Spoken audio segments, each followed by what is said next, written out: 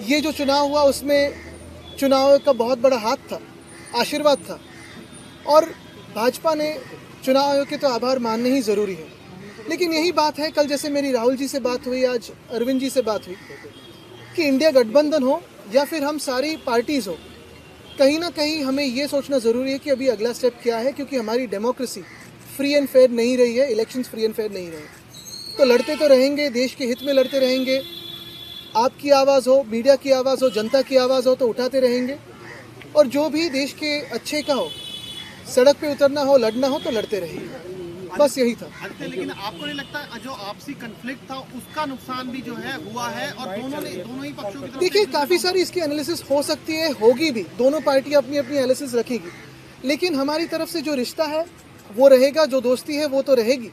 इसके आगे मैं कहना चाहता हूँ कि जो काफ़ी सारी जगहों में वोट्स काटे गए थे, जो वोट्स डिलीट हुए थे, उस पर भी कभी ना कभी विचार करना ज़रूरी है, क्योंकि वो वोटिंग का अधिकार लोगों से छीना गया था, वो चुनाव आयोग ने छीना है, तो उस पर भी विचार विमर्श होना ज़रूरी है। आदित्य जी, क्या इस इशू पे वोटर डिलीशन एडिशन पे आपकी कोई चर्चा हुई दिल्ली महाराष्ट्र दोनों को लेके? देखिए, आज तो कर्टसी कॉल था, आज तो यही कहने आए थे कि रिश्ता तो ही जारी रहेगा। जाहिर सी बात है, स्वाभाविक है कि जब हम मिलते हैं तो इस बातों पे चर्चा होती है। इसके पहले भी फ़ोन पे भी हुई थी, अभी जो फ़ोन टैपिंग करते हैं वो तो सुनते ही होंगे, तो उनको पता भी होगा कि हम शायद क्या बात कर रहे हैं।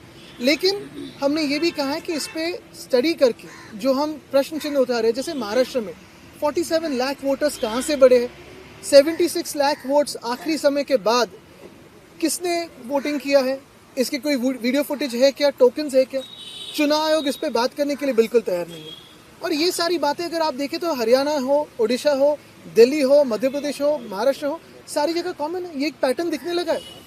तो हमारे देश में आज फ्री एंड फेयर इलेक्शंस होते नहीं है, इसी का ये सबूत है। सर, कैसे टैकल करेंगे इस सिचुएशन को? अगर आप आरोप इलेक्शन कमीशन पे लगा रहे हैं तो फिर टैकल कैसे करेंगे, क्योंकि वही मेन बॉडी है।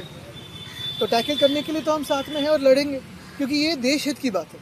देखिए, कोई भी चुनाव जीत सकता है, हार सकता है, जीत भी सकता है वापस उसके बाद में, लेकिन फ्री एंड फेयर इलेक्शंस होना जरूरी है। अभी कई चुनाव आने वाले हैं, निगम के कई चुनाव, हरियाणा में आम आदमी पार्टी लड़ रही है, आप लोग लड़ रहे हैं, क्या इसे लेकर कोई स्ट्रेटजी? बिल्कुल लड़ते रहेंगे और अपनी अपनी स्ट्रैटेजी सुधारते रहेंगे। जो वोट कटिंग की देखिए, ये चुनाव आयोग के साथ हम चेस का गेम खेल रहे हैं, वो कोई एक तरीका अपना रहे तो हमें उसका एक उत्तर देना पड़ेगा, तो वो खेलते रहेंगे।